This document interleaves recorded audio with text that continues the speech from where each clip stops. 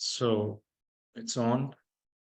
So yeah, I mean, so we'll look at some of the research reports to get you to identify the important aspects that we are covering or we intend to cover with the lectures that we left with previously. So you can get a sense of where it's going to lead you to. And then we are going to be able to work our way back and look up the connection. Mm, okay. Oh, okay. No problem, Anna. Thank you for letting me know. Anna won't be in on. Okay. I don't know if it's the new one or the old message. Anyway, without further ado, let me bring back my video. And these little things, they just I can never get a hang of it. Anyway, so let's look at the cycle in which we sort of get entangled when we are trying to get a business or we are trying to respond to a request for research. That's pretty much where we are going to retrack back and get to what is important in these areas. So there are these specimen research documents, which is what we'll get to now. Okay, this is it. I have to use the book instead of my PowerPoints right now. I'm going to show you a process so that you understand where the document flow starts and ends. So with the research project, usually we start with getting a request from the client. We call that request for proposal or RFP. And this is one document. It's named A right now. So let's say A is the first document you'll get that you have to respond to if you need to do the research work. Then you would prepare a response to research proposal. That is the most important document, which defines your being a professional, or you have that way of presenting things in a that is a compelling sort of a response that convinces the client to give you the project. So that's RP, or request response for the research or research proposal. The third document is a contract, which is a legal document. We have a good specimen of this that you can use if you'd like. I mean, we don't have any restriction if you want to use it for your own purposes, but this is more for North America, USA, Canada. It works in both countries. So that is going to be there. Then we'll look at some of the ways invoice. But before we get to anything else, I just want you to look at step one and step two. This one, which is a proposal request and the response. And then we are going to revert back to, some of the ways data is collected, how it is analyzed, and how sampling works, and so on. So this is a request for proposal. Ideally, the client or prospective client rather is going to give you a scope of research or give you the objective of research. Objective is usually few lines. They don't elaborate much in the objective, but gives you a sense of understanding where this research is going to be used, the purpose for which it is being used is going to be used. Second is your scope, which when at and these are real documents, so you have to understand that it's not created as samples. It is actually genuine documents that we receive, and by permission of the client we are able to use it. So everything is real. Now, initially, when you get a request for proposals, it is not only your business that gets it. The client usually spreads the word around and sends out these documents to others that may want to participate in quotations or responding to what their scope is. So you are competing basically when you're responding to these proposals with others at the same time. Um, Scope of research in the first stages of how this document is prepared, the client is not willing to disclose a lot of information. One obvious reason is that, and especially if it is a new business and they don't know you, they don't want to open up too much and give out a lot of information about or more details that certainly you would need to prepare a very concrete, solid response, but doesn't happen. Anyway, let's try to be able to interpret and read between the lines to get a sense of what the research is going to be about. Okay.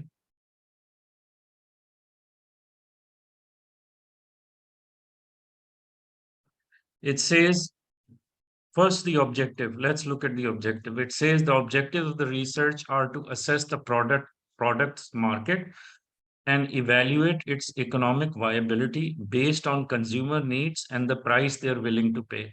So a lot is said in these two lines, and quite a bit of research might be required. But most importantly, just to um, just be able to narrow it down to the type of research, I would say that they're trying to launch a product, and they are looking at the consumer demand. Um, I guess anything to do with finding out if the market actually needs this product. And then the third thing they want is a consumer need analysis, which means that they probably would do real surveys or tap into social media resources, look at some of the competitors, so it's going to be product research, which means feature set research or demand or trendy, if it is trendy enough, um, and so on. And then economic viability would mean that you would probably do cost analysis, price analysis, marketability analysis, to see cost versus return on your, or getting or recouping your cost of production. So, economic viability is another aspect. Generally, it seems that they are looking for market research. Don't you think, Brooks, with these two lines under the project objective, what kind of research would you imagine this might be? If you have to just generally place it somewhere that can, that can focus on products launch, I suppose what for kind of specific research do you company, think it might be? it could be due diligence, or competitor analysis as well. Yeah, I agree. I think it is purely market research, product viability, of course, and things of that nature, it seems. But we get a more idea of what is involved in this type of research. They are going to give it as a scope of research work. And here they have itemized things that they need. See, a lot of times the businesses, or especially medium-sized businesses or even small-sized businesses, they don't have a team that is research oriented, and they don't understand some of the implications or some of the depths that the research might need, and some of the buzz terms that they have heard or they have talked about in their meetings. They're going to use many of those, and then they have this imagination or imaginative expectations which goes beyond what they have written. So you have to interpret it and make it mm, um, you know basically think of it as if you are you are also going to do hand holding and tell the client exactly what is involved. So it will be like a two-way street for the client to get educated somewhat in what is involved, and much of what is described in the scope may not be as complete or may not be as precise. So let's look at how the scope is laid out. They're saying collect business intelligence for product research. Now, business intelligence is a field in itself, right?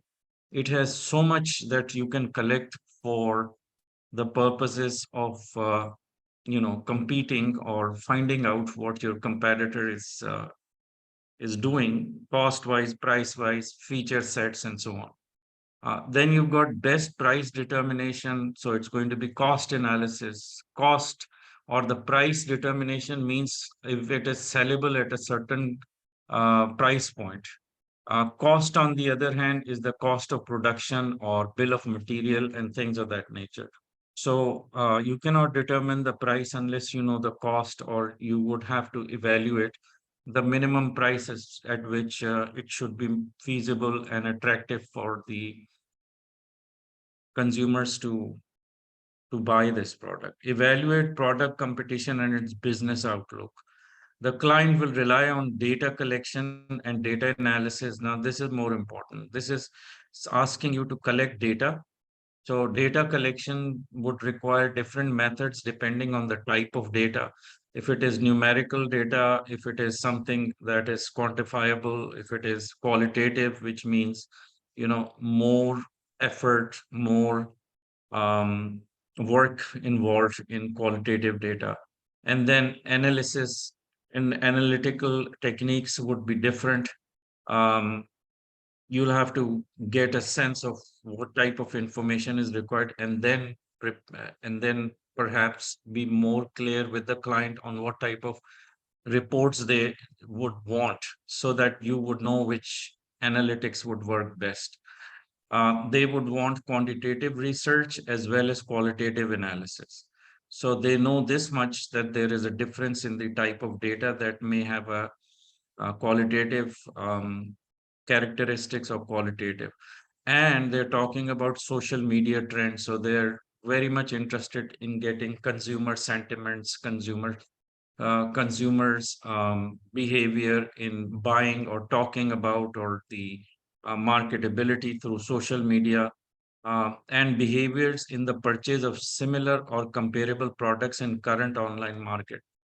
This is a very uh, you know um, intense kind of a research when you are doing pre-launch product, or you're in the process of figuring out if the product is going to be feasible or is going to be marketable, and the profitability aspect of it, and everything else, and distribution, and whatever is involved in launching something that's brand new. So to find a comparable product, you'll have to do a lot of business intelligence, and it is a kind of work that is not well defined, meaning that the scope itself is not complete enough, but at the same time it gives you an indication on what might be involved. You'll do some of your own due diligence to see what type of market it is, what type of product they're selling. You know, uh, the research will also determine product utilization by particular consumer group and answer the questions such as what value the product brings to the consumer. So it is basically just the type of questions that generally the client is interested in getting answers for. And that might involve different types of researches. It might require, and different ways of collecting information. And that is cost that you have to be aware of. And if you're experienced researcher, especially in the market research area, you would be in a better position to figure out what could be the uh, cost and the timelines, and the effort that is involved in it, and also the level or expertise of the team that is required. So all that would be something that you would have to figure out. One of the things that client like to put in is that they want to push you to the edge, or push you enough that they could get a feel of whether you can actually be um,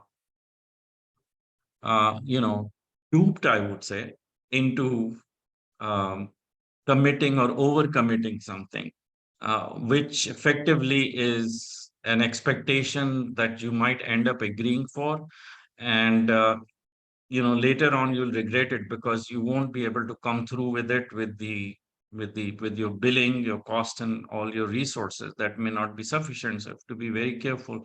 Like it is asking you at the end, is asking the selected firm will be responsible for the development and implementation of a comprehensive and cost effective market research plan. See, if you're doing market research, you have the expertise of building the market research reports. It is different from the market research plan. Planning is actually something that is internal for the client to prepare. And one of the things they would consider is your research report to plug in some information and the data you have collected.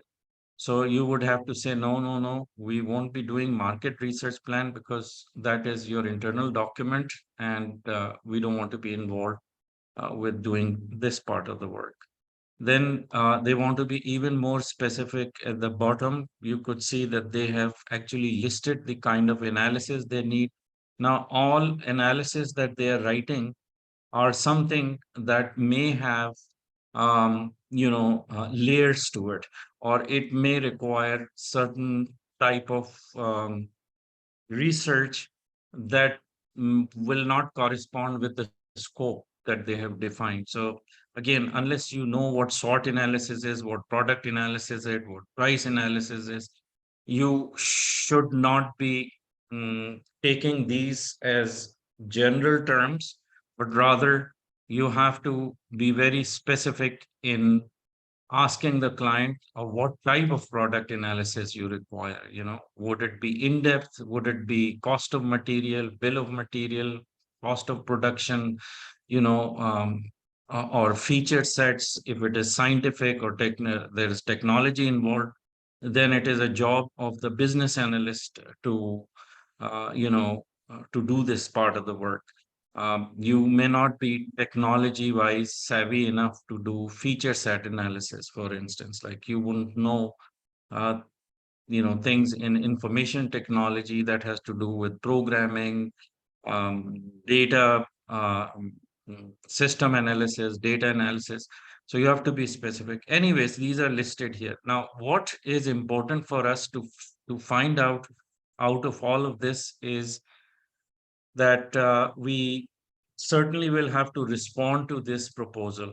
So your ability of interpreting all this information in a way that it comes across as someone who is responding in a as a professional researcher, there would be issues that have to be highlighted, as well as certain type of information which is limited or is not given to you yet. You may want to discuss it more with the client. And if you don't get the right answer, then you have to use your best judgment in itemizing certain procedures in your response to proposal. So let me get you to research proposal, where I am sharing this document that would have certain information which we will connect with when we go back and do our um, um, the standard or the traditional research methods.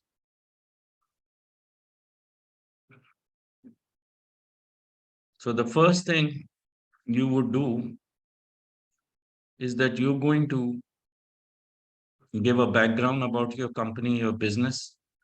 Then you're going to hypothesize the research problem, so that this is what I call hand holding, in the sense of where you would want to be the best communicator to build that bridge between the client and yourself. So you want to reiterate, or you want to redefine the problem, so that when the proposal goes back, the client is easily able to interpret it and read it and understand it without having a very high level of expertise in research work. But in a way, they would know that there is a something we call consensus ad idiom. That's like meeting of minds is established, okay, between both parties. So you want to uh, put what the client is asking in a more formal way by writing the problem. So it is saying that the client is interested in investing its resources for launching new product. New product research is different from market viability of existing products, okay?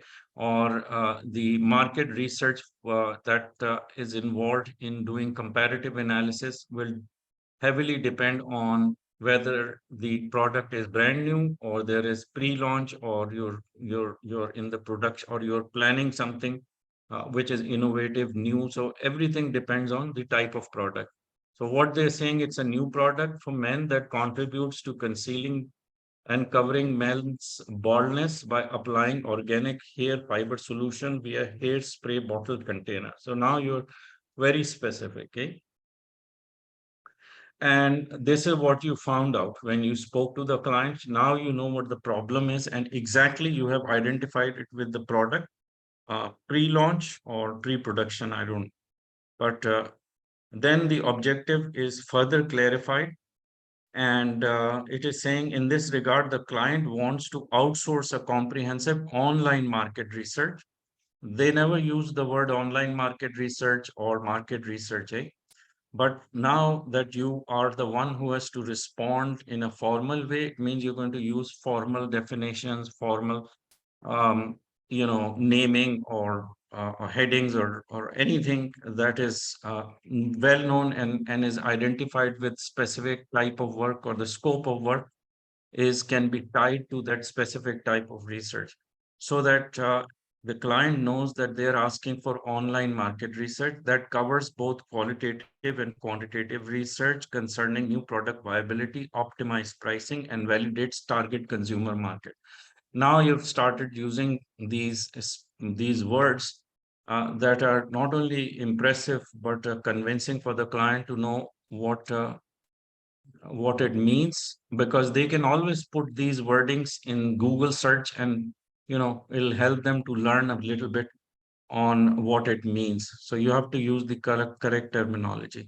Anyway, I still want to go a little bit fast on this. So let's see. Now, when we are writing research scope, we try to use the client's language as much as we can. And wherever we can, if we cannot use it, we can add things. But I guess the idea is so to not lose um, the focus of what client requires, and not to confuse the client. But as long as you both understand it in the sense it is written or it is defined, it is okay to put it as if you are getting reassurance. Or if the client has made any error, they can come back to you, and they could say, oh, we missed out on these things, or whatever is, whatever they figure after reading it through. So anyway, we have used all of these in research scope, but in in a more detailed sense, we will start to open it up so that the client would also know the methods of research you're going to apply. Now you're being, see, from the clause 5 onwards, you would see that the researcher now is trying to tell the client exactly what they think that they would have to do. Okay. So one of the things, and it depends on how people phrase things differently. They write response differently, but the way we have written it is not something that is a standard, or you could say that it is gives you a lot of flexibility to respond as you wish. But here we have targeted some keywords as if these words are going to explain what it means. So first, you are saying that you want to create the awareness. Let market know that the product exists.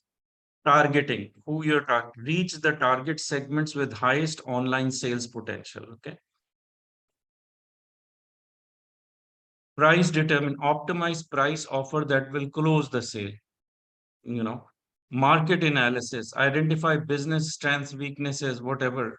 Product marketability is still Now you're slowly opening up. You don't want to overwhelm the client by just, putting everything in one clause. So in clause 5, you've identified the major areas that you're going to work on. Further to 5 is opening up more on the methods of research. First, you can see that we are talking about quantitative methods. Okay. So from where we left before in our last class, these are some of the definitions or some of the areas we'll be discussing. We are going to talk about quantitative methods, that is quantitative data collection, or methods of collecting information that is quantifiable. And for that reason, you are going to talk about things like surveys, historical data, competitors' data, as much as you can put in. Right now, it is just a preliminary response, and there could be more back and forth between the client and yourself in order to clarify things or add things. But here is the approach that we'll be discussing. First, we'll talk about in quantitative methods, we'll talk about data collection. In data collection, we'll talk about primary data sourcing versus secondary data sourcing. What would be your primary data sources? You're going to talk about surveys that you will conduct or type of surveys you'll conduct. You will, do transaction logs, comparative business intelligence analysis of online sales belonging to. So you are now opening up more of the details for the client, even though they have not placed it in the scope. But you, as someone who has to actually give them a price or come up with a cost and timelines, you certainly want to be on the same wavelength.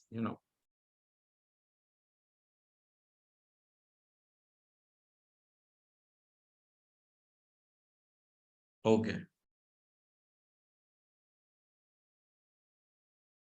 yes, this is better. Okay. Um,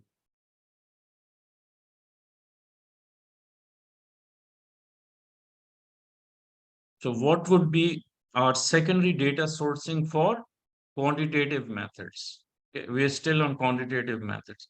So primary data, secondary data, research reports.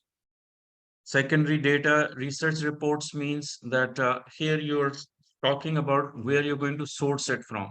So you're going to review the blogs. Remember, they talked about social media as one of the sources they're interested in for collecting information. So articles, forums, whatever, data subscription, facts, and other data, including statistics. And so you may have to subscribe to some resource where you can get more organized data or centralized database that you can get ready information, especially from private companies or small businesses that generally are not publishing their financials. Product manufacturing, scientific data, you're going to tap into this resource. So as a research analyst or someone who is supposed to be in a research business, they normally have subscriptions to some sort of consistent subscription online databases, as well as they have a very well organized um, resource guides or resources that they have put as bookmarks or links. But when I say organize, it needs to be really well organized, because when the work starts and when you have things moving quickly, you don't want to spend a lot of time in figuring out the historical data somewhere that would consume a lot of time. So the more organized you are, the better it will be. Okay. And then we would do performance quantitative analysis. So we are still on quantitative. See, this is B, 5.1A we did. Now we are doing 5.1B. It is talking about performance analysis. So survey research, descriptive research, correlational. We don't have to worry about this. It's not going to be part of what we'll be discussing. But surveys definitely is. And the primary and secondary data sources we are going to talk about. Um, Going further down, you would find the 5.2 as qualitative methods as opposed to quantitative methods. What methods of data collection, first of all, you're going to apply? Obviously, whenever you're doing any analytics or doing anything to do with research, it's not just the descriptive part, but there is work involved in collecting info um, in different ways or in different formats. Even surveys would be constructed based on the type of data you require. If it is a quantitative data, it will be simple multiple choice or simple numbers that the subject, whoever you're surveying with, they would just put the number there or identify it with the quantities. That is one method, but when it comes to qualitative data collection, the survey questionnaire will be very different. They would say, okay, what is your sentiments? Can you say one is bad and 10 is very good? So in the within the scale of 1 is to 10, where would you mark your satisfaction? Things of that nature, which is obviously is something that you know um, it brings in the qualitative data, but not exactly as the quantitative, which is straight out figures or numbers. So we would require methods in doing online qualitative research. One of the ways in qualitative research is done is through, say, virtual focus groups. It could be, social experiments, which is observations. You can make your own notes. You can even have a bias. I mean, who knows?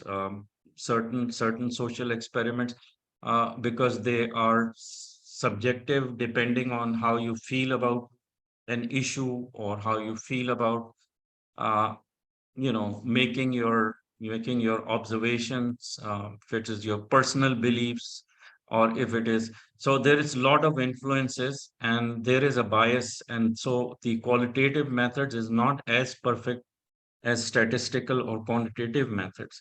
However, qualitative methods are mostly important for, um, you know, when you have when you have something that or some topics that people generally don't talk about, or they're discreet about, or it is something that you don't get straightforward answers, or it could have an aspect which is to do with, I guess, trends, fashions, and and there could be different flavors to it. However, they won't really attract much of an information that can be returned if it is done through quantitative data analysis. Rather, sentiment analysis, trend and behavior, consumer response, that is in qualitative um, type of response, that would fit in nicely depending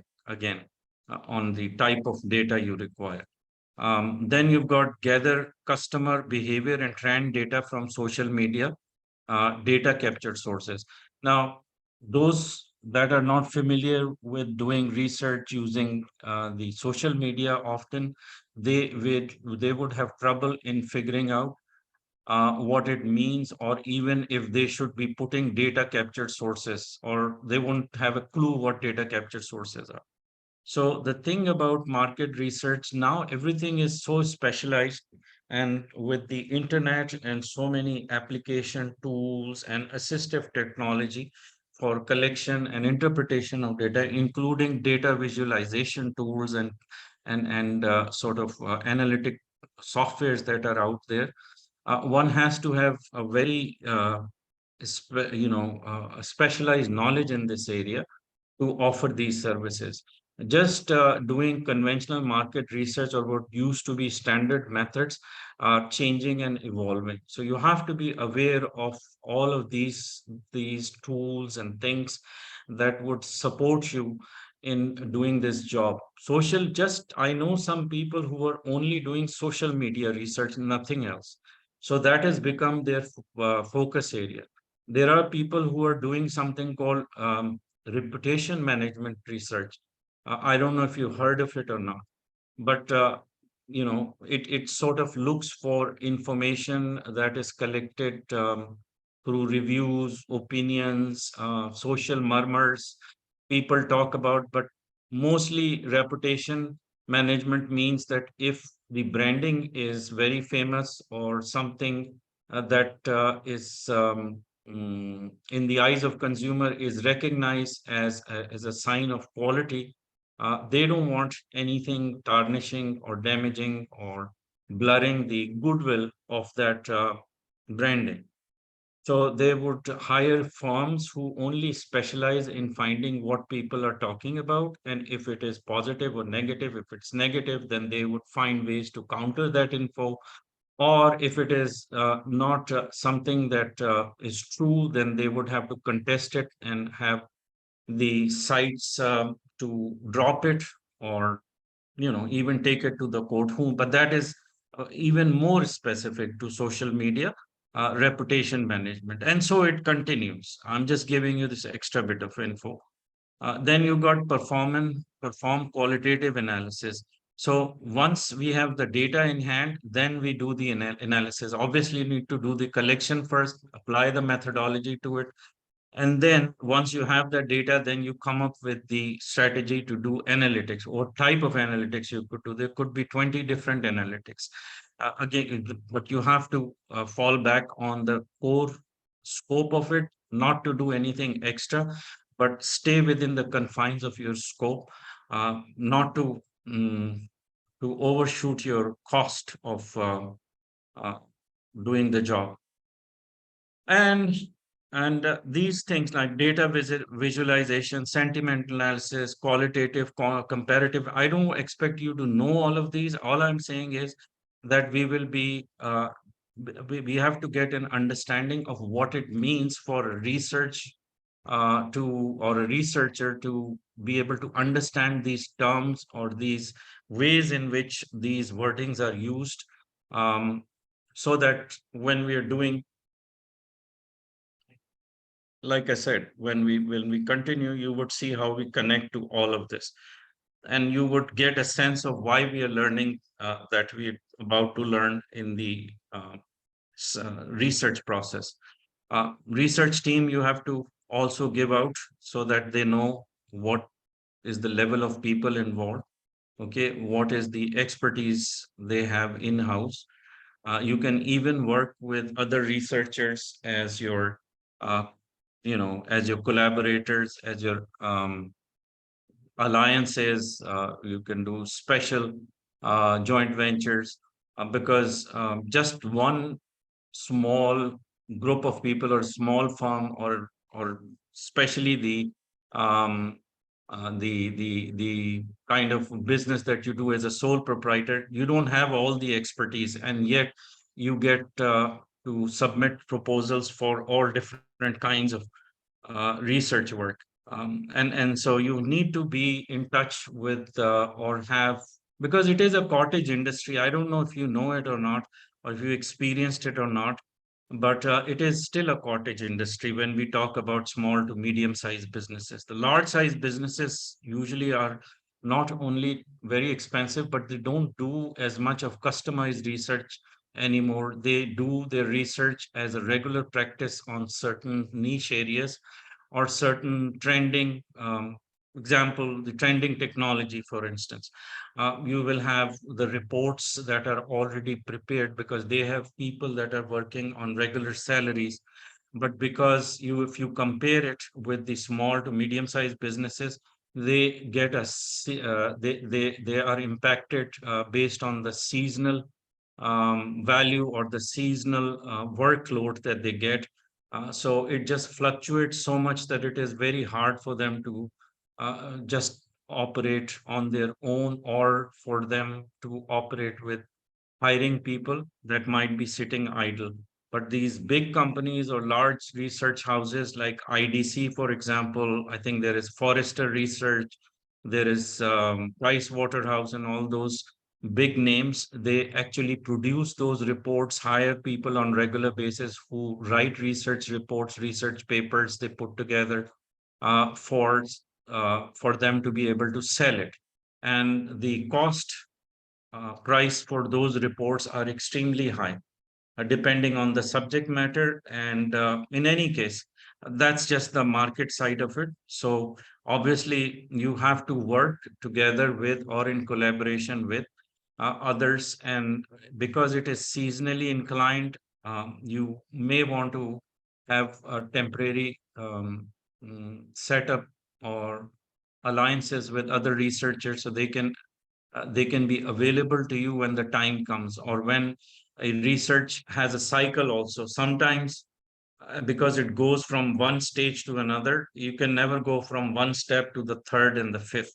It always has like these hoops which you have to cross first.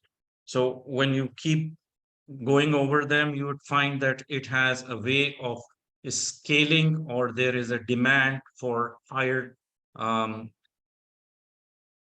level of expertise and the labor that you need all of a sudden, because the next month you have to provision for something, or you have planned something that requires more of human resource, and it should be available when the time is when the time comes. So that is another consideration. One of the things that you will be giving to the client when you are giving a proposal is your timelines and the phases of research and what it involves. Because obviously, the client needs to know how much time it's going to take. So, this is something that I will talk about in a little bit. But there is a timeline chart, which is a specimen I'm going to share with you. Then the next thing is the cost. What would be the cost to the client, or estimated cost? There is obviously a disclosure or there is a non-disclosure clause that you have to put in, so that you can break that you can break into the reassurance for the client to open up more after you send this proposal, so that you can get more information. In the first glance, when you look at the RFP, they don't give you a non-disclosure, so that might be coming after. And once you got the non-disclosure and non-compete, that legal document signed, it makes your job easier, and it makes it easy for the client to give you more information. Any kind of research you do for the client, remember that they also have to share certain volume of information in order for you to be able to coordinate and connect the dots.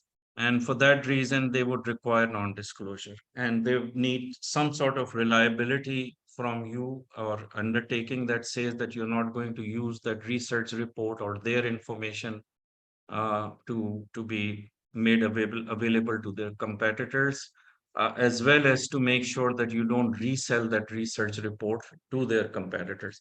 So anyway, let's return back, and let's continue with the plan part, and then we'll just look at the cost quickly.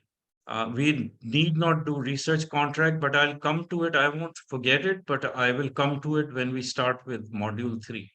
So for now, as much as we would like to be continuing with our traditional research methods, I would want you to be able to connect all that we learned with where we left, or where we're going to finish this part. Going to take a 10 minutes break right now. And when I return, I'll just complete this in 5, 7 minutes, not much. And then we'll go back to sampling techniques, data collection methods, and surveys and things of that nature. Okay. See you. All good. Thank you, Michelle. So let's look at this chart and get an idea of ways in which data is collected, what are different types of data, the data collection methods, and data analysis that we'll be discussing. The numbers that are placed in this red block, they're just giving you an idea of how the illustration is differentiated or how it is organized. We'll talk about data collection methods, which is in 2. In 2.1, this box tells you that these would be the methods we'll be discussing: observations, surveys and polls, interviews, and all of this. In 3, you would see data sampling methods that are 2 types. And that's why it says it's a um, subdivision of number 3. So 3.2 is non-probability sampling, and then we've got probability sampling. And each one of these we'll be discussing as different methods, both for non-probability and probability. Same way, the data types, we'll talk about what is qualitative and quantitative. These are the major differentiators. Uh, it's not that we are talking about primary source or secondary sources yet, because that is different. Sourcing is different from the data itself. So the 2 types of data we talk about, quantitative and qualitative, and both methods are used to collect information depending on the objective of your research. Of course, some research would be quite sufficiently served by just applying quantitative methods, and qualitative data may not be required. Then there are other type of data collections where you have to apply both methods. We call them mixed methods. Okay. Also, we have another arrow branching the data types into data analysis, like what type of analytics we would be getting an idea about. It's not like we are getting in depth into different analysis, because that has these are deep rooted into the data sciences, and you can study that separately, or that could be another area for you to specialize in. But for you to get acquainted with, or just to get an idea of what it is about or what analysis is, we'll do qualitative analysis and quantitative analysis, some of the methods that are applied in this type of analysis. Then we've got qualitative and quantitative methods. In I guess it is actually, we are not going to be discussing a lot of qualitative parts in the analytic itself. We'll just look at the quantitative method, purely statistical method, because this is where students are quite used to or familiar with the terminologies used. Like, I don't know if you've studied statistics in your school days.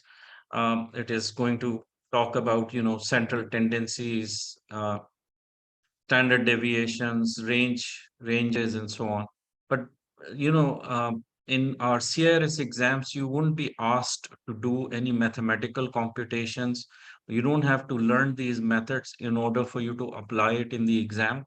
You just have to be familiar with it by understanding what it means, and then just get acquainted with the graphs and some of the illustrations that simply you could recognize in the exams as having to be, or being, standard deviations, range measurement. So that's about as much as you'll be put to test in this area. Um, in the qualitative type of analysis, we'll talk about analytic inductions, grounded theory. These are basics and pretty much standard for any type of traditional researchers to get a sense of, or have some directions in figuring out what these terminologies would mean and how it will be applied.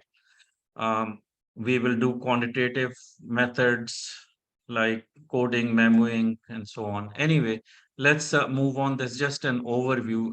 It is not for you to be learning, but for you to just get a glimpse of how we're going to progressively get to those, one by one.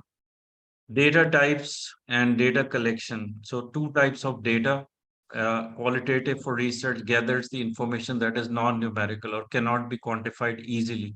It is quantified, but it is saying it's not quantified easily, meaning that there are certain methods which are industry recognized. So you cannot create your own method to understand, or for someone to accept it as a qualitative data sources, or how you have made how you have gathered the qualitative data would have some method to it. That's what it means. For example, personal observations in the qualitative side, these are personal observations, emotions, sentiments, interviews, opinions, and suggestions. So that sort of gives you an idea what qualitative data is. Quantitative data, of course, is the opposite of qualitative, that is quantifiable. Um, height, shoes, sizes, measurements, dimensions, and so on. So between the two, not difficult to understand.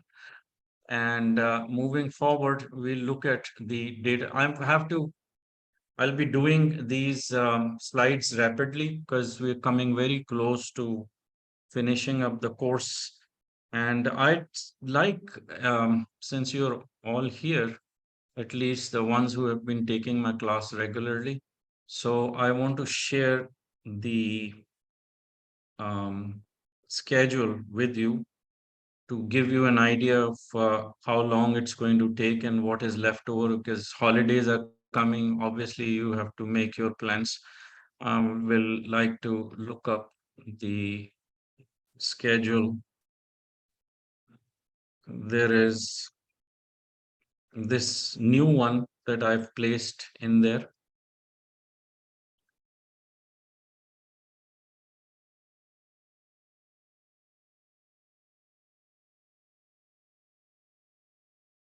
We did this class, which was on the 12th December.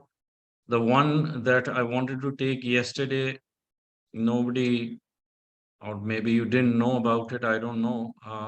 There should have been some email sent because I couldn't make it on Friday. I had a situation with my tooth, which still exists, but I thought that I could make up for that class on Tuesday yesterday, but only one person showed up.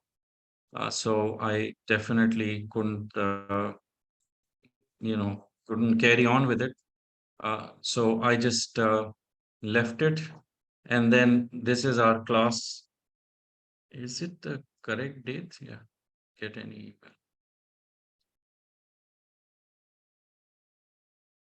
Hmm. I No, see. today is the 14th. Yeah. So we have this class right now. This is where Yes. we are. Then we've got another class on 15th, for coming Friday. 16th, 15th class on 16th. And then the last one was on Monday. Last one should have be on Monday. But I do think that I would need to more classes to make up with, for the ones that we missed out. So perhaps if you can still make it, I know it's cutting into close to the Christmas holidays, but whoever wants to participate, that's fine. Otherwise, we still have recordings from my previous lectures for the earlier batch. I can, put those just in case. Yeah, in case, if you don't want to take these two, which is where I feel that I have to add the ones on 21st and 23rd. And that's cutting in too close to the Christmas Saturday. So, um, again, just for you to decide, but what I'd like to shoot for is to finish up. At least we'll get done with module 3, and what will be left, or what I intended to finish on 17th and 18th, was the law or internet law and ethics. That's module 4. So I can actually insert the lectures for internet law from the previous recorded lectures I have. I can do that. Or if you choose to be around and be available, I can do the classes both on the 17th and 18th. So that is a choice you have. Um, Yeah, let me grab my coffee. I think I left it outside. Just give me a moment, and you can decide what you think. You can talk to one another and see what everybody thinks. We have two options, like I said. Okay, see you in a minute. I'm getting my call. Yeah. Okay, guys, when is the exam and do we have to write it immediately? That's what I'm worried about. Maybe Christmas Day. I'm not writing. I cannot write the exam. I'm just totally confused and I need to get my brain straight. I think we have the course material on hand, if I'm not mistaken, during the exam. Oh, okay. I think I'm not 100%, but no, I couldn't tell you when the exam is, but it'd be good to know. Well, what do you say about this classes on the 17th and 18th? I'm open anyway. Sorry, I thought he wasn't saying that the class was going to be on the 17th and 18th. I thought he was saying the 17th and 18th class number 17 and class number 18 instead of the dates 17th and 18th. Well, Okay, I'm back. You're right. It's the 17th class. Date is 21st. And the next date is 23rd. So that's where we are right now. And I think there was a question around the date of the exam. Oh yeah, about the exam, I discussed it in the class. I guess it was on Monday. What happens with the finals is that you have the finals in your Dropbox. You can give them whenever you'd like. It's optional for you to attempt anytime you wish. And as far as the practice exams, which is what you should be attempting first, so that you can get oriented with how the finals would look like, or at least with the questions that are there for you to practice with. I would want to show you where these are so that you know how to. Sorry. You know how to get to it, first of all, and second of all, you should get to see or at least try few of these, just so that all of us are going for holidays. Like even I won't be around, so after 24th. So if you can just check it and send me an email, let me know if everything's working okay, because I haven't tested them. But see this one, for instance, this is the practice exam. When I click on it and I click on the text box, you can see that it has a link, and these are 4 different exams. Okay. The first one is for module 1, then you've got module 2, 3, and 4. Each one of these are given a link for you to connect to, and these are number of questions. And because these are practice exams, so you can't really be sure on the number of questions that will be there. But from what I know and from what we've been practicing, that we give out like 2 minutes to a question on the average, as the allocated time. So with that math, you could calculate, like if you have 38 questions or 39 questions, for instance, there could be, these numbers may change, you see. So you could safely think of having the twice as much number of minutes to add to, or to call it the length of your testing, or length of your practice exams. Now, each link that you get to has a way of how you're going to connect with the actual exam. And I did show it. I guess again, you can see the recording. I don't think you have actually had the opportunity. So if you go through the recording, it would have quite a bit of information. I even showed the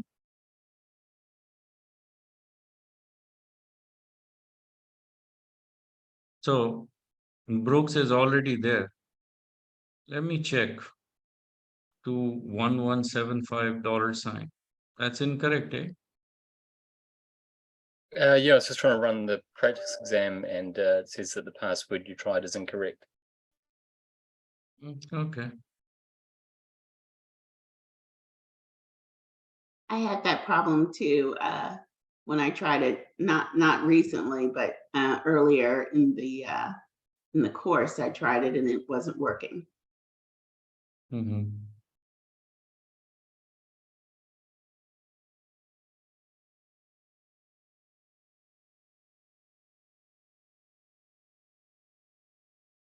I have to try another browser. Okay.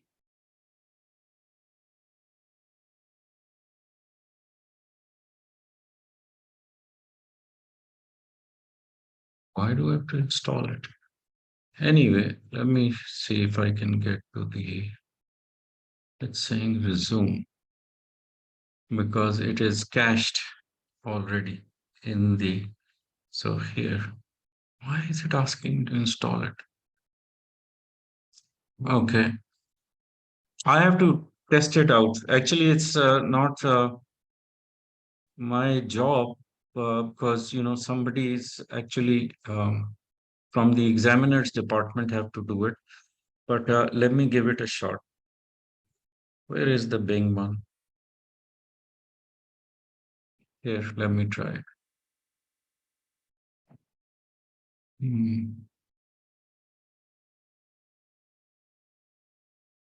I don't want to resume the exam. Want a new exam.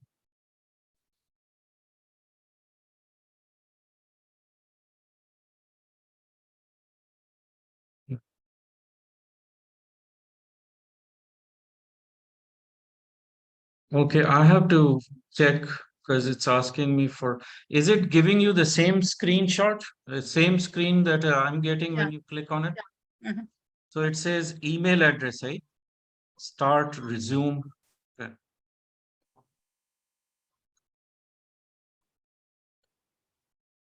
Yeah.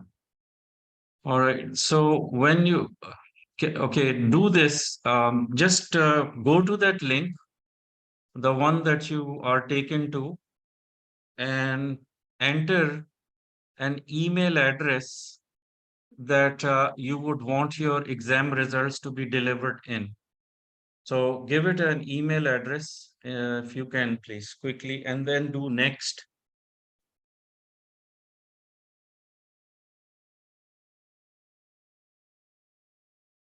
I don't get that screen. What screen are you getting though? I get the practice exam modules and, 1, 4, 3, 2, 1. I don't get to this place where you do the email address.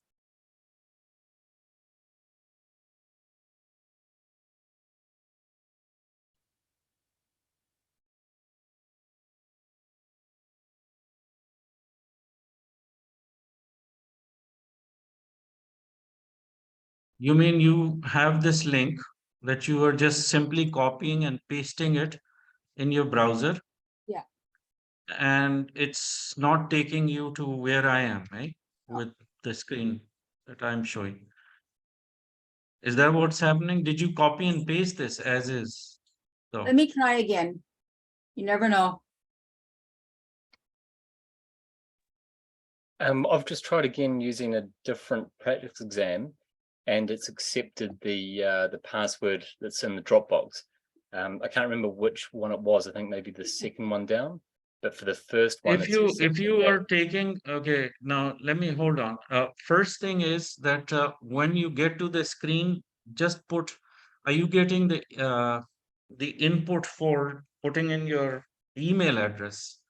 That's what I'm asking. Like, I'm not without getting. going further, aren't you getting something like this? No, I'm not. What are you getting though? As I say, I copied and pasted into my browser for exam number 1. I didn't get anything. I'll do Didn't for get exam. anything. No, You mean like it's a blank screen? no, it just doesn't go forward. I'll try it for exam number 2. Okay.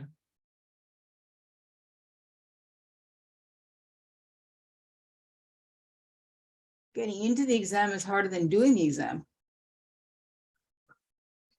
Well, that's the thing about exams is it's never easy. It's never easy because what happens when you are doing anything online, things happen. And, I've had students come up with so many different issues, and sometimes it's hardware related, sometimes it's cached pages that are not cleared up, so all kinds of stuff. But I want all of you to at least, the least is to be able to open something should be there. There No, should be a screen saying something. No, I can't open anything. I did And two. this is what, is this Anna? Yeah, this is Anna, yes. I did one, I did two, I'll try, there's no point in trying 3 and 4, but I'll. No, what about you, Brooks? Did it open for you? It has opened now. I'm just doing a practice exam for the first one, for the first option.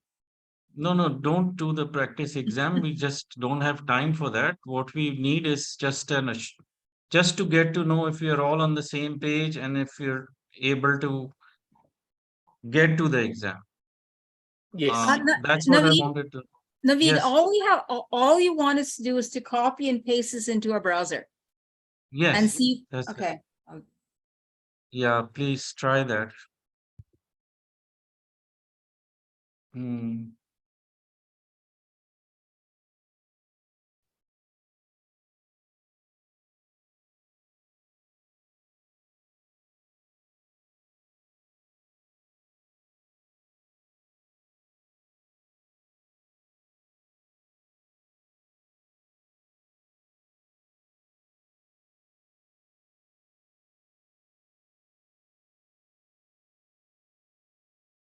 We are actually using a third-party platform right now, so technical support sometimes is not easy for us because Okay, we got I got to the email yeah, address. yeah. So if you can put an email address that you would like to receive your test results and anything to do with your practice exams, just put that email address in there and just press next. No we should put a password in. No, don't put a password. That's what I want you to ignore for now. Okay. Just when you get to this screen and the Mhm. one that seeing, you just have to put an email address there and then push the start button. Okay.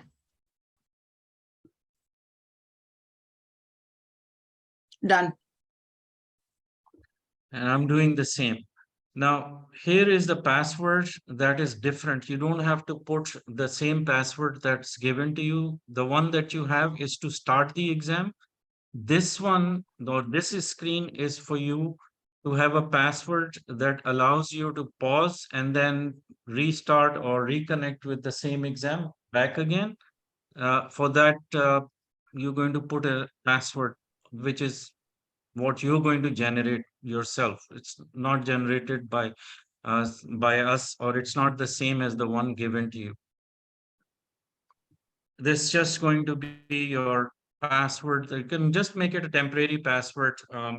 I'll just call it class 1190, and I'll do the same here. Call it class 1190.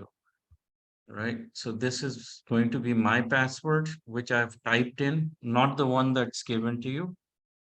And let's do start button again.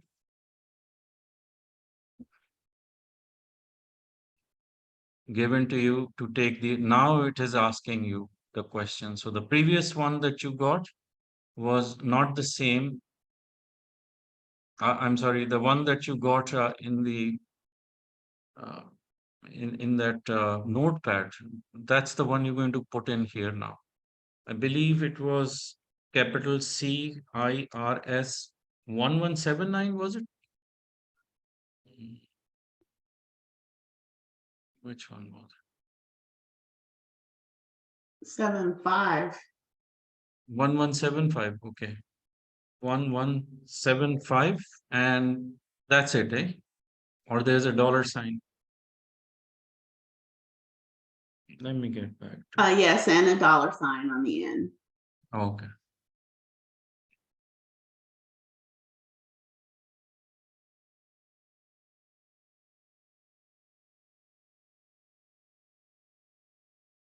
And a dollar sign.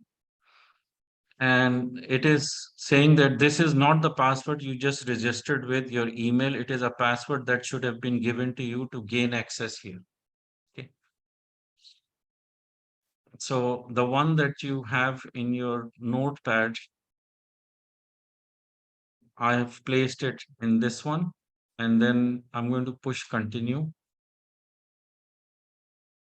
Oh, shit. Ugh. Mm.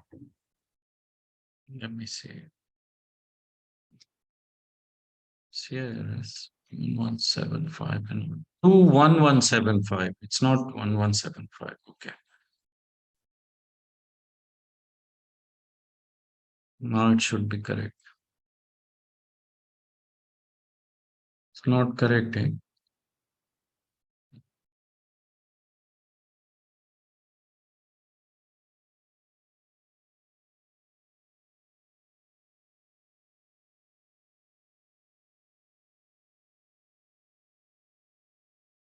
$2115 and a dollar sign.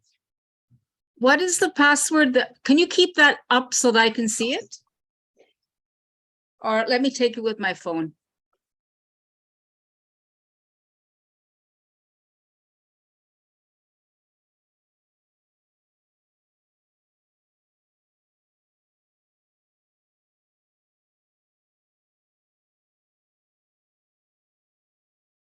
Can you, Working.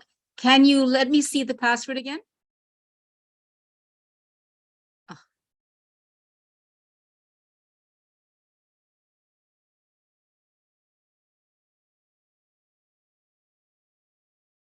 Oh, that one. Yeah, but it's not working for me. Brooks, did this work for you? The Yes, password? Yep, all working as it should.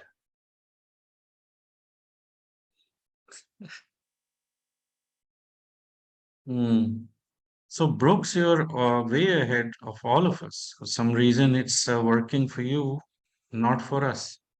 So there are I two different wonder. passwords, right? There's the one you create yourself, and then there's the Yes, second one that's taken from the Dropbox.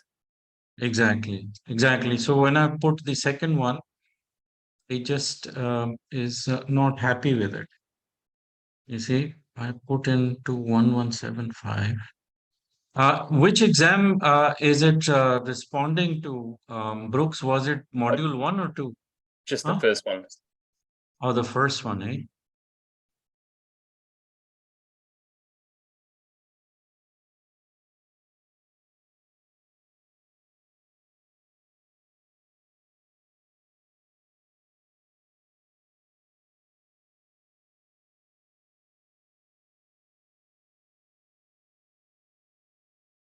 There. Just have to hit the keyboard hard enough. Anyway. So when I used it, it took me to this screen that you were looking at right now.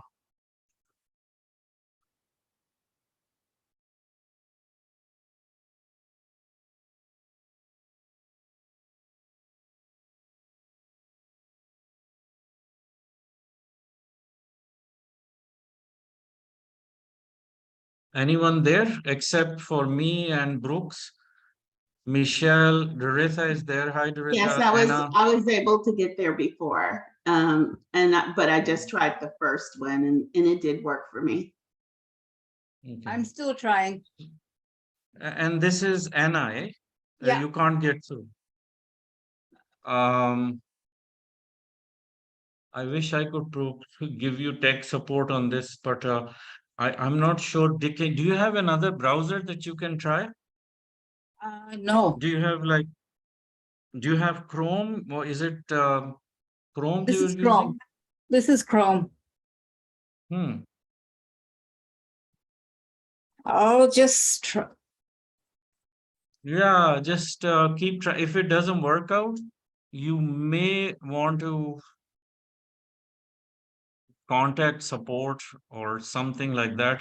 I mean, I can't see what's the trouble on your side, so won't be able to help you much because most of us, I guess, actually are almost here. Like I can log into the exam now. So what the confusion usually is for others is that it requires two passwords. The one that is temporary password or sort of password that uh, connects you with the system, and then the one that starts the exam, which is what is given to you in the notepad. Uh, Yeah, well, so I'll just work on it. yeah, let us know if there is a problem, and if you don't get a response for some reason from support, you can send me an email or always CC it to me. How about that? Yeah. That way I will keep a check on it. So you can start the exam here.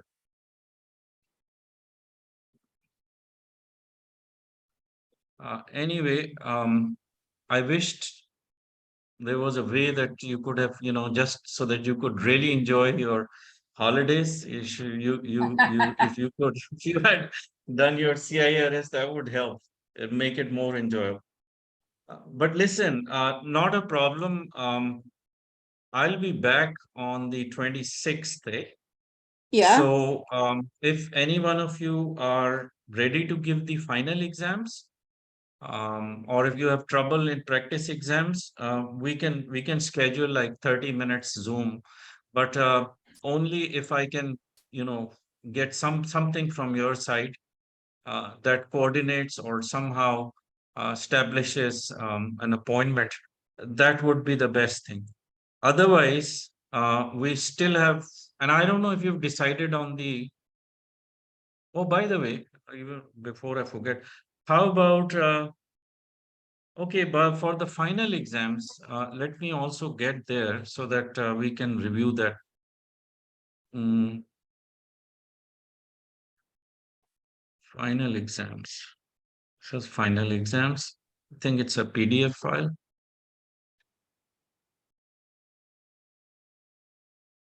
And your final exams would look exactly like your practice exam, except the time and the number of questions might be different. So altogether, there are 90 questions, but because each of these modules can be attempted separately, so you can, depending on your time and preparedness, you can attempt one module at a time.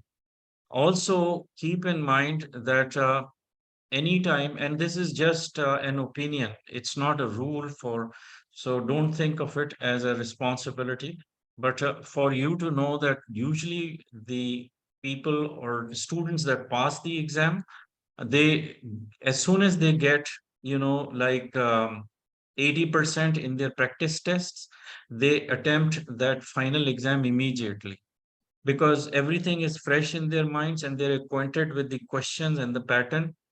Plus, a lot of those questions would look similar to or would simulate the final exam questions. So they're fresh in your mind and you pass the exam quickly. That's just an opinion if you want to do that way. Don't try to do all four modules at once. It's not a very good strategy. But as soon as you, in your practice exams, you get high marks, just go for the final without worrying about number of attempts that you're going to exhaust. Just be bold about it. I would think that there is a 90% chance if you get 80% in your practice test, 90% chance that you will pass that module in the first attempt. Most students pass it in the second attempt. Hardly I've seen people attempting it three times. Uh, again, depending on if you've taken the same uh, process, with doing your practice test first. So it's not like it's going to be a huge problem. The module 2 is something that you may want to practice more on. The Okay, I got in module, now. yeah, which is this Anna? Yes, it's Mhm. and I got into the first exam, I guess. All right. Yeah. Okay. And just to So confirm, you anyway, only get one shot at the final exam. yeah, you did? Or you Yep. want to? You want me to do it? No. So you only get one attempt, right? As many as want No, practice. no, no. You can do 3 at. Okay. By the way, just another piece of information. We usually send it out, or support sends it out when we get done with the, with the sessions. All the sessions are completed. But let me tell you, the way exam is set, each module would allow you to give 4 attempts. Used to be 3, but we get a lot of calls. Students are saying that they had some problem with the first one, so we've got 4 attempts now for each module. So when you were done with all 4 of these modules, you would have actually had a chance of 4 times for 16 exams that you could take, 4 for each module. After you've given 4 modules and so you've given 4 exams for one module and you're not successful, it doesn't mean that you cannot reattempt. All you have to do is buy 3 more exams for I think $20 or $25. That's going to allow you to attempt another 3, um, give another 3 attempts. So you can continue with that. You just go to the class marker directly and you pay $25 and they would give you 3 exams. But because this is a package with the registration, you get 4 free exams complimentary from us on each module. So that is pretty much it as far as information. And I don't know if you've noticed in the book itself, um, there is a chapter, or there is a first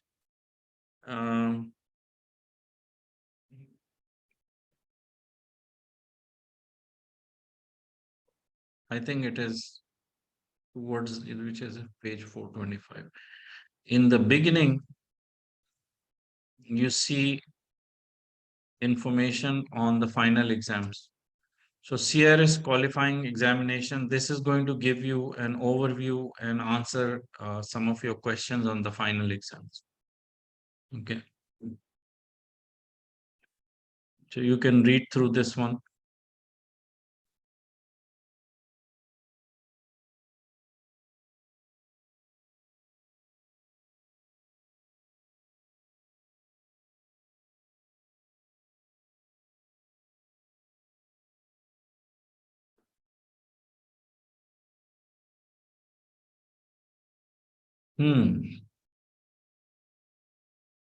Any other question on final exams I can answer for you?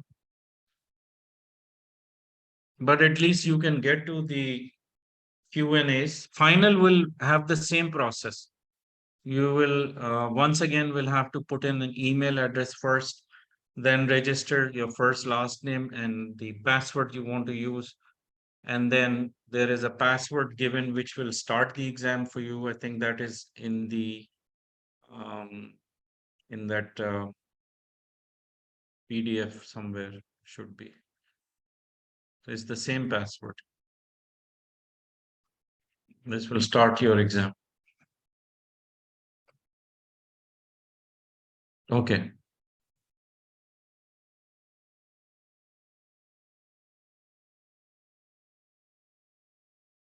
Two types of data that you would want to classify the quantitative data into, like at a at a broad uh, level, or at a just to separate it into 2 different types, 2 categories. One is discrete, the other one is called continuous data.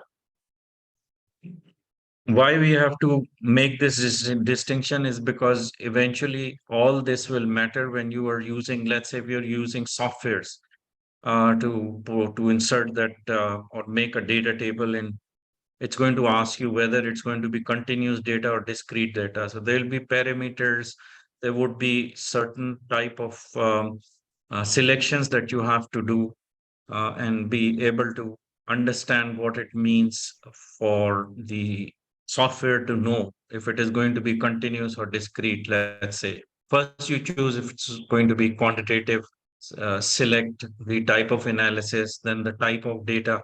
It will have a drop box. You'll have to make that selection. One of the things it'll ask you if it's continuous or discrete data. So if it is continuous, it means that it is got a fraction part, or it is accurate to the last digit, which means that it is also something that can be, uh, you know, can have a fraction value attached to it. So because it's easier understood when you look at the examples here. For instance, a lap, a driver, you know, in the race, 1 mile in 12.34 seconds. So 12.34 is something that is broken down into fractional value, and it is accurate to the number of units or number of digits after the fraction. This is continuous data. Discrete data you cannot divide, or you cannot slice into fractions. Like you can't have 2.5 kids, you can't have 1.3 pets. That is discrete data. Okay. These are just terminologies. They are just definitions. You don't need a lot of my guidance to understand some of these that we are about to discuss. More of it is for you to be able to answer the questions. Like if you have a choice given, they're not going to ask you for definition. It's not going to be descriptive questions where you have to write full definitions, because it's not a school, or it's not like something that we want to learn or memorize. It is just conceptual to get an understanding. You will be getting multiple choice answers, easy for you to, relate to and identify with. So not that difficult, but just understand what is the difference between continuous and discrete. Very easy. Uh, then in the qualitative data types, okay, I don't think that this is the right one. There's binary, nominal. Okay, let me go to the next one. It's going to explain what binary is. So qualitative data means that anything that you're going to convert into numbers in some way. Like for instance, if it is binary, means that it is two choices. It could be right or wrong, good or bad, up and down, here and there, true or false, and those kind of things. So binary means two values you're going to give, but because right is not number one, or it is wrong is not number two, and it is only described as right and wrong in words, it is termed as qualitative. Binary means two, choice between one and two. Obviously, it has to be two at least for someone to make a choice if it is a survey of any sort. A nominal data, certain type of data we call nominal means unordered, meaning that it has something very peculiar about, or given a value or an attribute that is very specific in terms of, let's say, uh, giving you an example, if it is a red color, it is red. I mean, it cannot be any other color. So it is unordered. We call it unordered or nominal data. Blue is blue.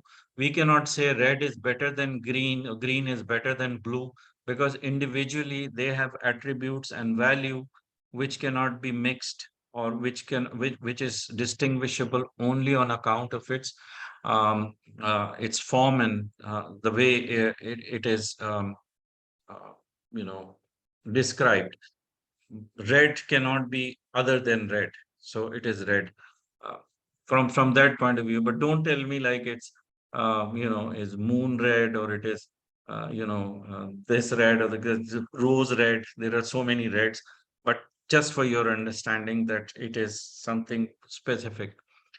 Nominal data examples, for instance, when you are doing a survey, you can write your questions in a way which sort of gives you an idea that is based on the response you get and the type of question that you've put in. It's going to only bring or display the qualitative data.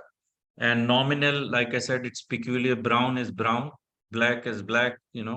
Same way, if the color of here, what color do you have? If it's brown, blonde, black, rainbow, whatever. This attributes or anything that has got a value on account of its being something specific, which cannot be broken down or differentiated in any other way. This is all qualitative data. Supposing you collect, let's say, 10, 10 selections were brown, 2 were black, 3 were blonde. All of those numbers can give you a statistical results or would allow you to have some way of determining, figuring out the outcome of how many were brown. So that you could say that there were far too many from this sample that had brown color. So far too many you're going to use. But the number that you're going to use for it is the number of people who have selected brown. So that is unordered data, or we call it nominal data.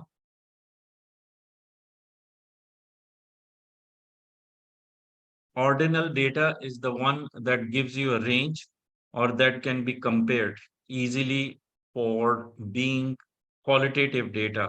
For instance, medium is less than large, small is less than medium, whereas large is greater than small. That kind of um, selection is called ordinal data, or a data that would have a relationship or be able to have some sort of association with what it is compared with, and that could give you a number or give you a yield of instances based on the outcome of how many were small, how many were medium, or how many were large. So technically, it is qualitative data, and you can use it in so many different ways, again, depending on what the objective of your search is. So this is another type.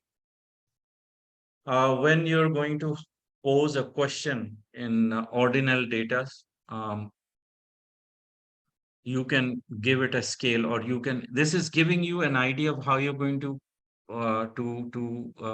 structure the qualitative data related questions. This is what what ordinal data is, but the question that you may want to ask: how likely are you to recommend our services to your friends? Very likely to very unlikely. So this is again something that is qualitative in nature, except that it is allowing you to obtain something within a range, or neutral might be a choice, or likely can be a choice, but none of these are given any numbers. Or when you're looking at 1, 2, 3, 4, 5, all 5 of these are ranges, and individually they are numbers, but basically they are ranges of what could be considered based on likelihood of something getting ticked or getting um, getting selected often versus others that are less often marked. So that is why we do that. Then we have got another type of data. It's called quantitative data. By the way, so that you're not getting the sense that we are not, we are like in this one, don't think that we won't be doing these in the way of how it is applied actually in the real world with the survey questionnaire. We will be using these concepts to give you an idea about how the survey questionnaires are designed for qualitative data collection. And I believe these are shown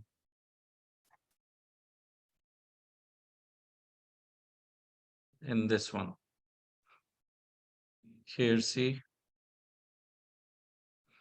they have these samples of how you can use these different types of settings or layout of asking qualitative questions. You could also get to know how they are named. So if you have to put something in writing or give a proposal to someone in a professional way, you should know these terminologies. Like you could say that I would like to use ranking questions for this, or I would like to use Likert scale because that would really work nicely. So, for communication reasons, for reason of getting an understanding of how many different ways and shapes in which you can pose those questions in your service, that's what will give you an idea about qualitative data collection and make more sense. And we will connect all these dots, but we'll have to do it progressively, one after another. So, but given the number of classes we are left with, I think we spend a lot of time in query searches. We did a lot of examples. Normally, we don't, we have everything rehearsed and everything is standardized, especially for teaching because, there is a time issue. But we sort of did a lot of hands-on. We tried a lot of things, but obviously it was for the general benefit, and I believe that was the best approach. But given the volume of the course, if there's anything that is left over, um, I will catch up with it or somehow find a way to communicate to you. More importantly, I would want an answer right now from all of you to see if you would like to take those two classes that we have a schedule for. I don't know what you decided, but this was the schedule, eh? So there is one that I'm planning on the 21st and one more on the 23rd. Do you think this is cutting in too close? 23rd? It works for me, but then I don't celebrate the holidays everybody else does, so. I think it'd be a struggle for me. That 23rd would be my Christmas Eve, which is when we sort of celebrate Christmas. So that could be a bit of a struggle, I'm afraid. Okay. I like to take them. This is Doretha. Okay. Doretha, I can do it. excellent. I can do it. Can do it. Okay, so we've got three yes. Let's go for it. It's not going to be too much of an effort, honestly speaking.